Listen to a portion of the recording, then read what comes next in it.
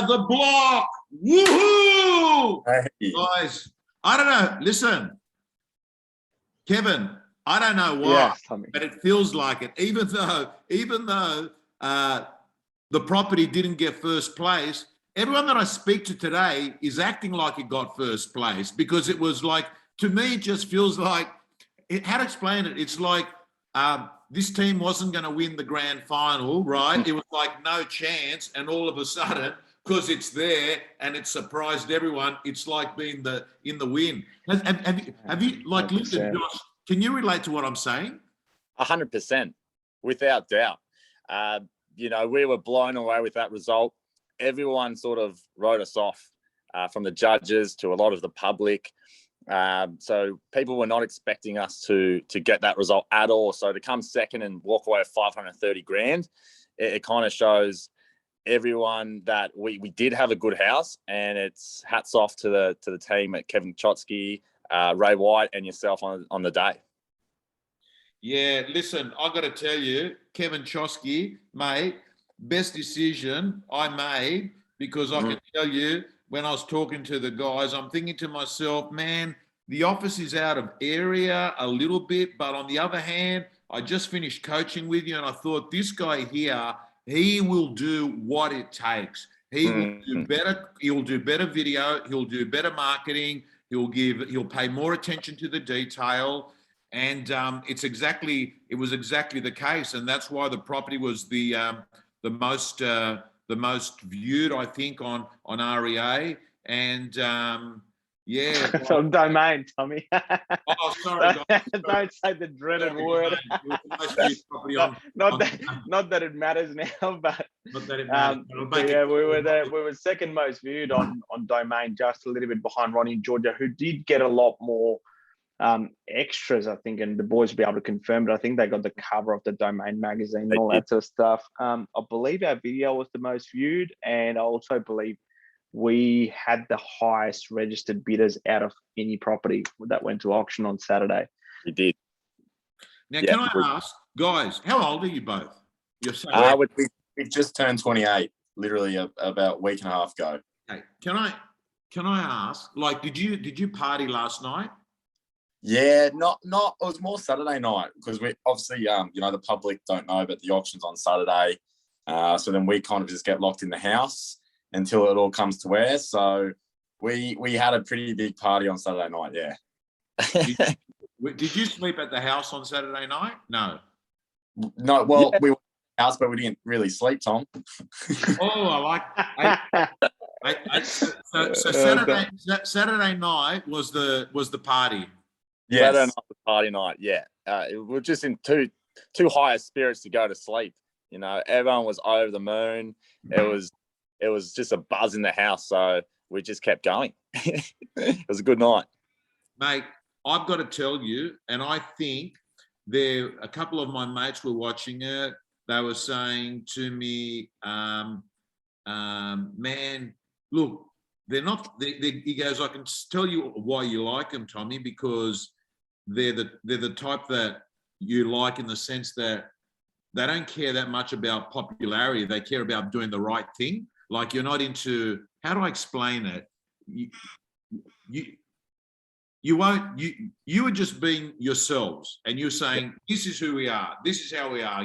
We're not going to adjust just to get liked. But by last night, Sydney time, 10 o'clock, I reckon you guys would have been the most liked, because you guys, and I'm not saying it, I don't know the other people, right? I have no idea what they're like as people. But to me, that scene where you started crying, to me, was raw and real. It was like, what had happened is 6 months, which is 3 months on the project and 3 months enduring watching it, had all come down to 5 seconds. And it was, shit, look at this. And it was the raw intensity of it all being built up.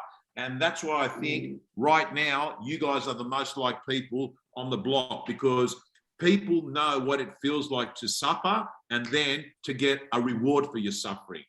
Do you sense that? I completely get what you're saying, and I appreciate that. Because when we were on the show, when we started the build, We really did suffer at times. We never had any renovation experience, and we always fought for what we wanted to do in the homes. So, a lot of people ridiculed us about decisions we made, but we always stuck to our guns. And then obviously we had to endure the program for 3 months, watching, sometimes some pretty bad edits, how they would portray us. So like you said, it all came down to that one moment, and a lot of people, would comment and say we're spoiled brats, but that's just not the case at all. This meant a hell of a lot to us. We're just two young blokes starting our careers, and, we just won $530,000, and the emotion was raw to us. So listen, Kevin, this 530, I was talking to Luke last night, because winnings are tax-free, right? Yeah. Yeah. It's really, to earn 530 in cash, it's like you got to earn $1 million gross, right? Yeah, correct. $1 million is $1 million. To give you an idea, Gladys Berejiklian was on 400 grand a year as a gross salary. Scott Morrison, I think, is on $500,000 gross salaries. So it's pretty decent money. Can I ask Luke and Josh, individually, what are you going to do with the money? Luke, I'll let you start first. Yeah, well, Tom, we're not going to split it. We're going to use it as a pod together. We feel we're stronger as one, and to spend it in the right way together. So to start off, I had a very short real estate experience for about 1.5 years, but for the last 8 years, I've been a synthetic grass installer, and I have a product that I found in Europe that's probably the best landscape synthetic grass I've ever found, and by far the best in this country when I bring it in. So we're going to, buy quite a lot of that and ship it over, and then use our block contacts to try and get it into Mitre 10 or Carpet Court, wherever we can get, and start distributing that. And whatever's left over, we'll look at a investment property probably up north. Okay. So north being North New South Wales or North Queensland? Queensland. Queensland. We probably would still not be able to afford anything within New South Wales, so we'll look to Queensland. Yeah, especially with the Olympics coming up in 10 years' time, that area will start to boom. So if we find the right spot and get in as soon as we can, we feel we can, be pretty strong with that investment. Kevin, if you won 540 grand, what would you do with 540? Out of curiosity. You put me on the spot there. I'd probably party super hard. I think the boys, it was just a bit of a poor effort, boys. Just one night. Come on, guys. I'd be going for a week straight just to celebrate. Because in reality, you won $1 million, and then I'd probably do the same thing as what the boys are talking about. Just be smart about the money and look at multiplying it, and hopefully sometimes big. Sometimes, I don't know if you, what's the game, there's like these little steps, there's Mario, there's little steps, and then you add the spinach, and then there's the big elevator that comes somewhere along the line. And you use that right. And this is a bit like that, where, you keep climbing the steps, and then they've just had the big, beautiful carrot or spinach or whatever. And then there's this elevator that's obviously created a position and a circumstance. And I just want to capitalize on that and put it into... Kevin, you're right. Because I've got to tell you, in my own life, I reckon, I look back, right? I reckon the hardest money you ever make is your first $500,000, because $500,000 helps you make extra money easy after. It's the early money that's really hard. Like, the truth is, afterwards, through leverage, through opportunities. Anyway, I just want to, I want to ask you, guys, how would you, the contestant number one, Ronnie and Georgia. Yeah. They made the least profit off the top of my head, right? Yes. Yeah. They made what? They made about 200. 295. 295, right? Do you know how they're feeling? I haven't spoken to him. I think they were not disappointed about the money, but they're just super competitive. So they wanted to come first, or at least second. So for them to come dead last, I think it was a very difficult pill to swallow. But I think if they woke up this morning and they're just looking at the money, I'd say they'd be happy. But they thought they were going to win, and when you don't, that's when you're going to be disappointed. Because there was a lot of hype about their property. They had the second most registered bidders behind ourselves, so they thought they were going to do very, very well. And that's how they fucked up, because they put themselves first. But that's an interesting one, because I'm not convinced that not going first means you don't win. Because Kevin, like in real estate, it's an interesting thing when owners are booking auctions in, they always ask you, like, there's an auction. What's the best auction time? Yeah, like what, like I'm not convinced that was the only issue. I mean, a lot of the times, people that go first end up getting the top buy, the guy that's emotional, and they snap that buyer up, and then the rest of the people don't have that buyer, right? So I'm not 100% convinced. I think it may have played a part, because then you turn around and say, well, what about the last person? The last person didn't do well either. I think for us, it didn't matter if we were going first, second, or fifth. We were going to come out with that result because we had exclusive buyers and they were prepared to pay that price no matter what. But when you're sharing buyers, or you have to rely on a Danny Wallace type figure to really pump up your price, then the auction matters. But when you have exclusive buyers that really want your property like we had, I think we would have been completely fine going in any order. Yeah, I agree with that. Yeah. Okay. Can I ask, where do you both live in Sydney? Yes, we do. You live nearby? To each other? Yeah. Yeah, we do. Yeah, not too far away. I'm North Sydney, and Luke's Northern Beaches. Okay. And is your dad in that area as well? Yes, he is. Yeah, he's on the Northern Beaches. Where did your dad work in real estate? So he was the owner of Bell Property Mona Vale and Terry Hills for how many years? 10. And he was a real estate owner for 20 years, and he was in the industry for 30 years. Okay. Was he good in real estate? He was very good, yes. He was good. Number one. He had over $1 million. For a long time. Okay. And Luke, did you work in real estate for a while? Yes, I did. Yeah, I was his associate for about a year and a half. Right. Do you prefer what you're doing now, like the synthetic importing? I do. I didn't mind real estate, but I didn't love it. And in real estate, you have to love what you do. It's not a job, it's a lifestyle, real estate. So you got to, be switched on and love the job. But what it has given me is sales experience that I use every day now in my job. When I go quote jobs, it's falling back on that real estate experience.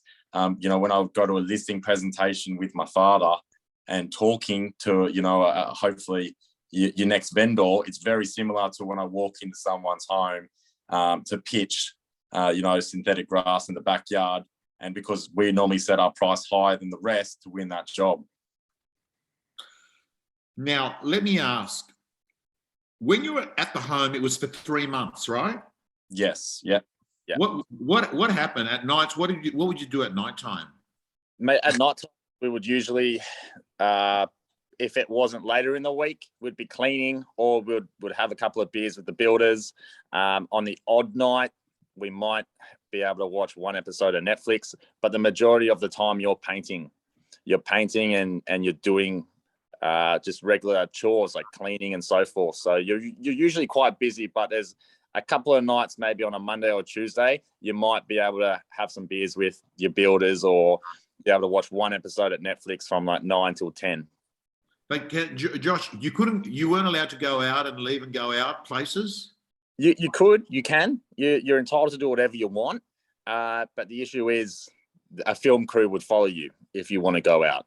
So you've got that on top of you as well, on your shoulders. So no one really leaves. You're pretty much in lockdown for the whole block, because there's no point really going out when you've got a camera in your face, because then you're not having a private conversation. You'd rather stay on the block and have a private conversation there. Okay, you know, like at what point would the cameras not look at you anymore? Like when would you'd know that's it? They're not on me. So film crew would usually go home around 6:37. We're still mic'd up so they can hear us in the back somewhere. And then there's one producer that stays till about midnight, but she's popping from house to house with a little camera. And we get demic'd by about 11 o'clock midnight. And then what time in the morning is there camera people there again? 6:30. So do they normally hit the cameras and you're in the bed, or? Yes. They'll walk in the morning at 6:30 and show you sleeping. It was always quite funny watching it back, especially say on a Sunday morning when we would be finishing the room. We would usually average about an hour's sleep on that night. So most Saturdays we would work all the way through the night, and we would fall asleep at about 6 a.m. and then sometimes have half an hour sleep, and they would show a camera on TV of us sleeping in. Instead of us going to bed at 6 a.m., it's us sleeping in till 6:30. So it was always quite funny watching that part back. Okay. Can I ask the biggest disconnect between how you really are and how you appeared is what? Do you feel, where is it where it's been distorted, if it has been distorted? Yeah. Look, with Josh and I, there's, like we said earlier, what you see is what you get with us. We're the good, the bad, and the ugly. But they didn't really show much good. And there's also a lot of manipulation with voiceovers and so forth. So, there could be a scene that played out where we've been pretty pissed off about something that's happened, but they can use a Scotty Cam over voice to completely change and manipulate the audience to think some way. So, they usually have a set idea of how you're going to be portrayed before you even walk on the show. A Kirsty and Jesse figure, they're always going to make them out to be the angels. There was several times, where they did some pretty bad stuff, and there was no way they were ever going to show that. But every single time, say, Josh and I did something, it's always going to make the air, especially with that cheating scandal too. There were other couples, that were definitely involved, and it was discussed. But, on camera, it never apparently happened. There was only two couples involved. So that's how things get manipulated. It's TV world, and we've been a part of TV world before, so we were aware of that before going on. What was Can I just answer that, Tommy? Yes. Just before you say it, because I've spent so much time with them, and I've spent like so much time in the real world with them, and also seen how they project on TV. And I think it's exactly like what Luke said. It's so interesting. Like I think they have a certain narrative that they want to project, and obviously, two young boys and how they want to project them. Like one of the interesting things, and even like, I said to the boys on Sundays, it was the first time on Saturday night after knowing the result, I was reading the trolls, just for a laugh, going, oh, these guys are going to get a shock tomorrow. And I didn't get engaged. I mean, I had a couple of drinks and we're celebrating, and I thought, I just really wanted to type. And I'm like, of course I'm not. But something that a lot of trollers said is, these young boys and they don't listen and rah, and all this stuff. And I think that is so untrue, and it's such a projection that the show created, because first-hand experience, I think how long we've been working together, boys, 6 months now almost. Yeah. And like every time I've sort of had a discussion with them, said, hey guys, this is what I think, let's talk about this, let's explore that. Sure, they might have questions about certain things, and I'll have an idea, and I'll say, look, this is why I think we should do this. And they've been so, they've never been like, oh yeah, well, fuck, sorry to swear. They've never been like, we know best, or we've done real estate, or our family's been real estate. Like they've always been so open-minded to exploring and trusting other people, what they do, and their builders and everyone else had the same feedback. So I think it was quite interesting how they were shown in the show, because even the final product, they did listen to the judges, not 100%. They stuck to what they believed in, and clearly paid off. So it was the right idea. And then there were some areas where they thought, well, you know what, maybe this time around we're going to eat the humble cake and change this, because maybe the judges might have some valuable feedback here. And it was quite interesting to see both. Like, it's almost like you feel like you're talking to two different people, one that they get shown on TV and one in real life. So it's quite interesting from my point of view as well. Well, you're good. You're a good judge because you were there. You were in Melbourne. You were there at the property. Let me ask you too, Kevin. You know, like this property. What were the biggest differences between marketing a normal property and marketing on the block? We have to do a bit more cleaning before opens. I'm joking.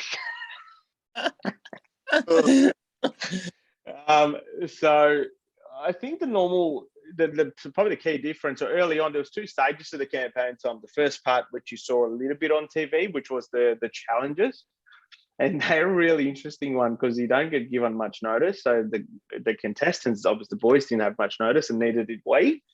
So it's like, 2 days later, this is what's happening, and you still have your normal day-to-day vendors, and then you got to pull off an event. And at the start of this journey, I said to my team, I said, guys, it's taken the White family 4 generations and 100 years to build this reputation. And we get this wrong, we've got the potential of ruining it all in one episode. So just the execution, the preparation of it is quite interesting compared to the normal day-to-day. But also because it's so publicized, it's the most viewed listing in the country. So in reality, the Boys House is the second most viewed listing in the entire country for 2021 because there's no other listing in the country that gets more views. I think they get like 5 million views or something crazy. And so I think as an agent, the pressure on you as well to just maintain that level of perfection, make sure it's all perfect. And there's so many moving parts. So through the campaign, normally you shoot a house, Tom, and you shoot all the photos and you do all the video, you get the ad copy and bang, it goes online once the seller approves it.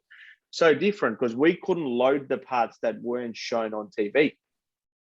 So each week, as those parts got done, we had to change the video, we had to change the photos, change the ad copy, like every single Sunday night, all that would get updated. So it's like an ongoing process. And then with the lockdowns in Melbourne and not having public opens, which I think to some degree, it was a blessing because that would have been crazy. But also the other side, it's just vetting buyers and knowing that who the real buyers are versus who the time wasters are, and then delivering that information, to the boys with confidence, knowing I think, like some Sundays I'd call them, like I'd speak to one of the boys or both of them on speaker and be like, guys, I had 5-6 people and I reckon they were all just chilling today. I don't think any one of them was your buyer. And then the other weeks I'd call them and I said, I think I found someone that's good. I'm gonna offer them a twilight. I've had some buyers, right? They'd come on a Sunday and I'd take some night photos, raw photos, and then at 8 p.m. at night I'd send the buyers a photo saying, guys, just wanted to send you this so you could see what your future home looks like at night time. And then their response would tell me a little bit about how much they've thought about it, because if they reply back and they're excited about it, I know there might be a buy, and then I'll offer them a nighttime viewing. So really the qualifying process, and just it's the same thing, but it's just broken into so many little steps, and each one has to be perfectly curated because it's going to be showcased in front of the whole world. Luke and Josh. Yeah. If you had to go out for drinks and you're only out to go with one of the other people of the houses, who'd you go out with? Do you want to answer that? Tough. That's a tough question. Probably. Well, I don't know. Would you turn around and say, "Oh man, we're it's shit night. We can't make tonight," right? I don't know. I think in reality, we would go and have drinks with Mitch and Mark, and that's actually would happen because they're down the road from Luke. They're only about 10 minutes away. Their locals basically are local, and we get on with them quite fine, especially outside of competition. They're funny. We can have a good laugh.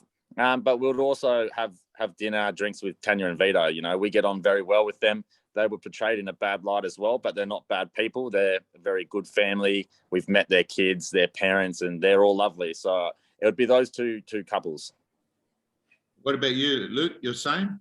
Yeah, I'd probably say the same, Tom. I reckon, just like Josh said, Mitch and Mark, outside of the block, they're, we get along very, very well with them, just as much as Tanya and Vito. It's quite funny when, I always call it block world, because sometimes, when the cameras are on or when you're discussing something, sometimes, there are, I'm not going to point fingers at who's genuine in front of camera and who's not genuine, but I know, because we know them, when they're amping it up just for the cameras or if it's really themselves. So when the cameras are away, we pretty much get along with everybody. So, I would have a dinner and a meal with all of them, but I wouldn't if there was a camera there, because it's a different story. Got you.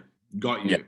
Can I ask you, like, forget about what you went through the last 3 to 6 months. Like, what do you do? Do you guys play sport? What are you doing? What are the stuff you're into? Yeah, I can't really play sport anymore. I used to love playing sport, but I've had compartment syndrome in my calves. However, I've actually got a boxing fight coming up in a month, so I'm just started training for that. And I try and stay as active as possible. Are you having like 10 rounds? No, not a 10 rounder. I think it's a 3-round fight. It's an amateur fight. Where's that? Is this a charity? Where's this being held at? Oh, it's Melbourne Pavilion. Melbourne Pavilion. It's this company. They always put it on.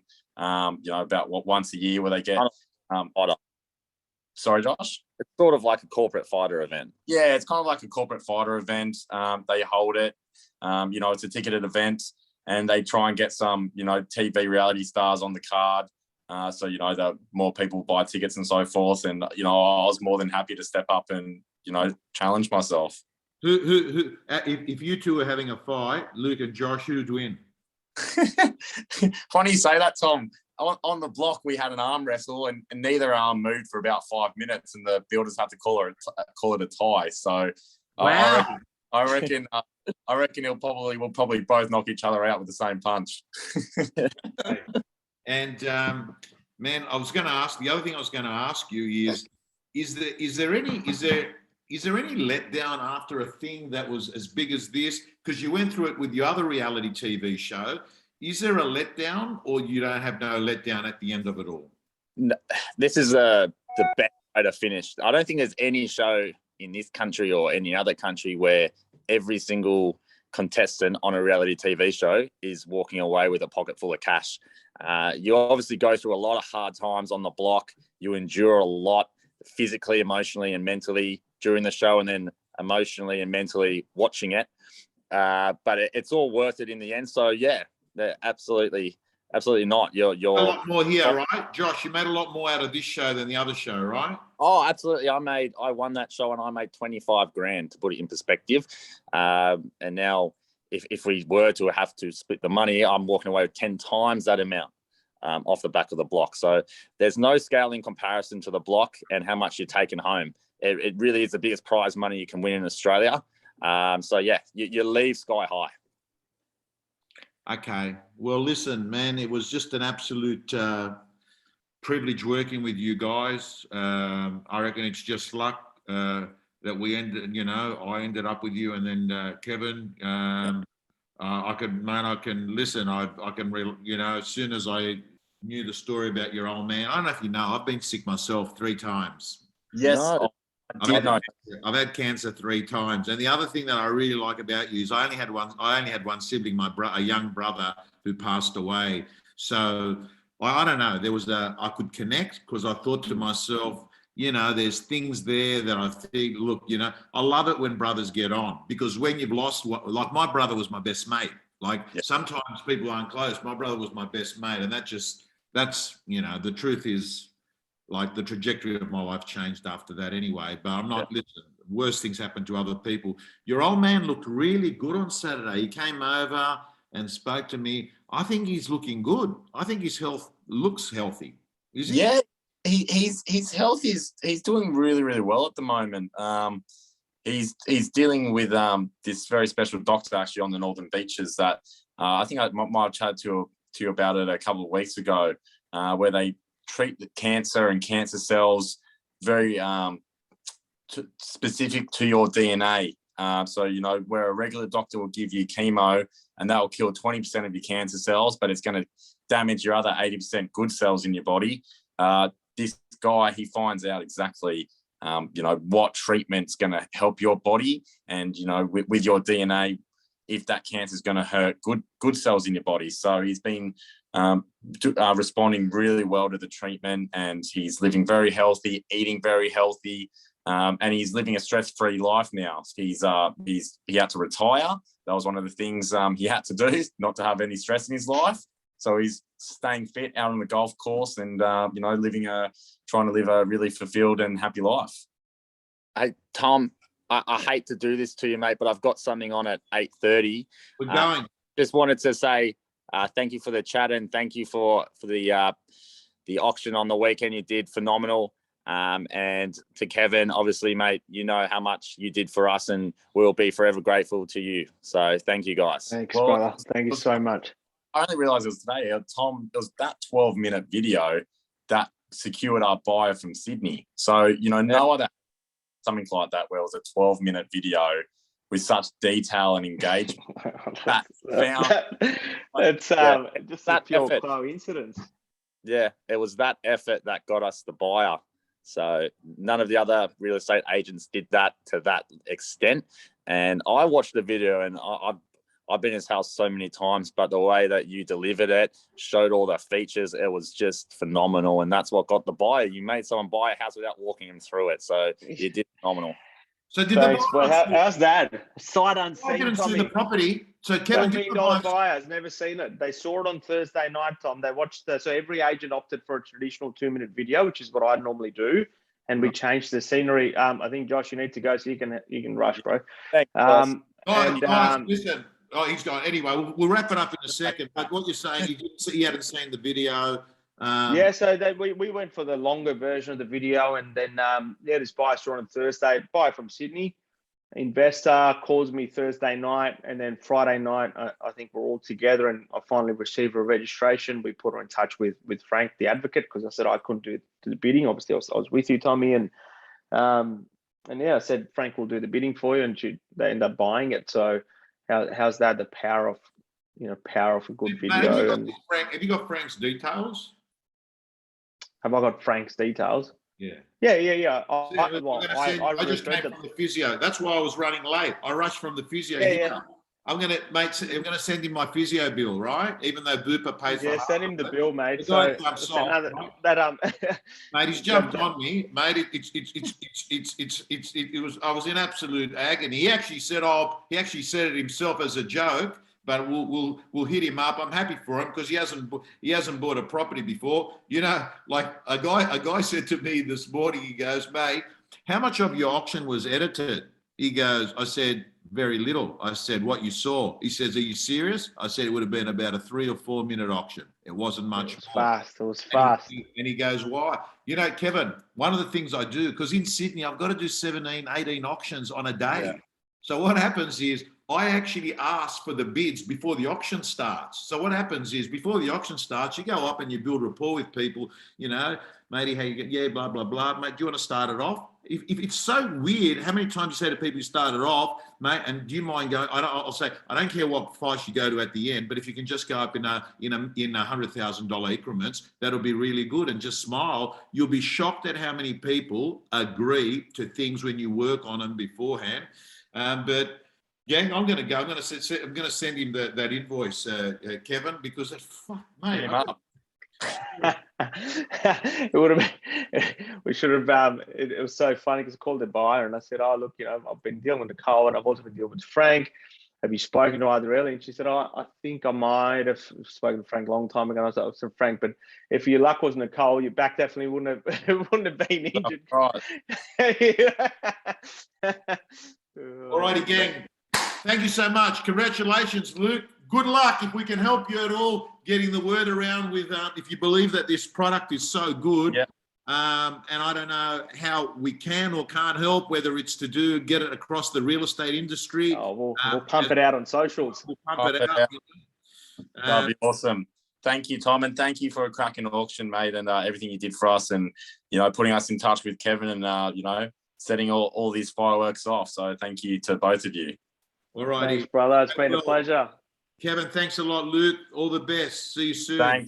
Thanks, Tom. Gentlemen, talk to you soon.